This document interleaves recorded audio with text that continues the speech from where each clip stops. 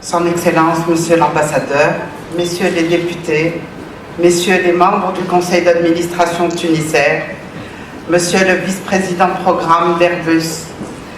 Monsieur le président de Rolls-Royce Europe et Nord-Afrique, Mesdames et Messieurs les journalistes, Mesdames et Messieurs, chers partenaires, chers amis,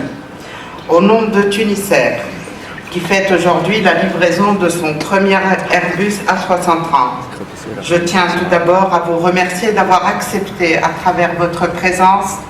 de partager avec nous la célébration de cet événement exceptionnel dans l'histoire de notre compagnie nationale. Mes plus vifs remerciements s'adressent particulièrement à Monsieur le ministre du Transport, dont la présence revêt un caractère exceptionnel de nature à rehausser cette réception qui intervient à une période cruciale dans le riche parcours de notre compagnie à travers ses 67 ans d'expérience. Je tiens par ailleurs à signaler que malgré la conjoncture internationale difficile qui régit le monde du transport aérien ces dernières années, et bien que la période post-révolutionnaire en Tunisie n'a pas épargné son lot de difficultés économiques, Tunisair s'est engagé dans le programme de renouvellement de sa flotte et prouve particulièrement à travers l'acquisition de ce gros porteur à quel point nous croyons que certains contrastes sont saisissants et que nous sommes une compagnie qui confirme à contre-cycle sa volonté de continuer à investir. En optant justement pour l'A330-200, un avion qui, depuis sa conception, a fait ses preuves durant les dernières décennies avec de grandes améliorations techniques, Tunisair compte finalement se doter des moyens de ses ambitions en termes de stratégie de développement, notamment en matière de long courrier, affichée d'ailleurs depuis longtemps.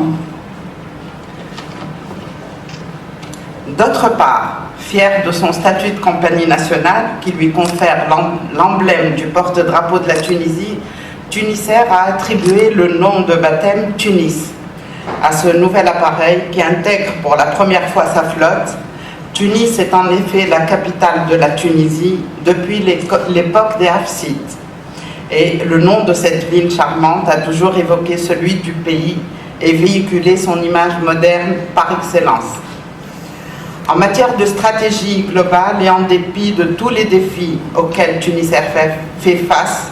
nos prévisions escomptent la reprise de l'élan positif de notre activité, et ce, en optant essentiellement pour le redéploiement de notre réseau, notamment en Afrique subsaharienne, et l'ouverture de nouvelles lignes, particulièrement celle de Montréal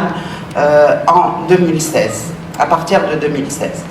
Une promotion basée sur une politique tarifaire plus agressive, une distribution basée sur le soutien des réseaux traditionnels et le développement de la vente directe, une amélioration constante de son produit à tous les niveaux,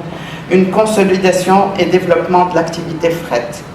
Pour ce faire, je réitère ma conviction totale que l'acquisition de l'A330 sera de nature à conforter la réalisation des objectifs précités.